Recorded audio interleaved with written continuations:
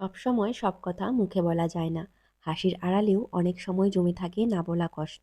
আমি নিজে এ সময় মানসিক চাপের মধ্যে দিয়ে যাচ্ছি। নিজেকে প্রশ্ন করছি, আমি কি পারবো আবারও নতুন করে কিছু শুরু করতে?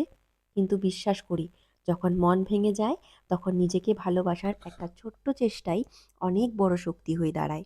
এই স্টাইলিং ভিডিওটা শুধু একটা ভিডিও না, এটা আমার নিজের সাথে আবার কথা বলার চেষ্টা। নিজেকে একটু নতুন করে খুঁজে পাওয়ার চেষ্টা।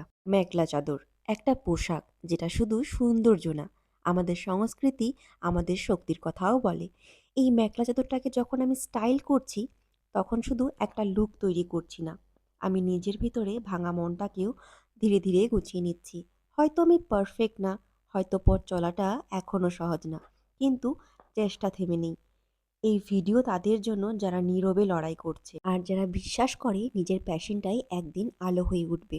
মুনলাইট লুকস বাই মেঘনা এই যাত্রাটা শুরু হলো একটু কষ্ট নিয়ে, কিন্তু অনেক আশা নিয়ে। আপনি যদি এই গল্পের সাথে নিজেকে খুঁজে পান, তাহলে পাশে থাকবেন, এটাই আমার সব থেকে বড় শক্তি। আজকের জন্য টাটা।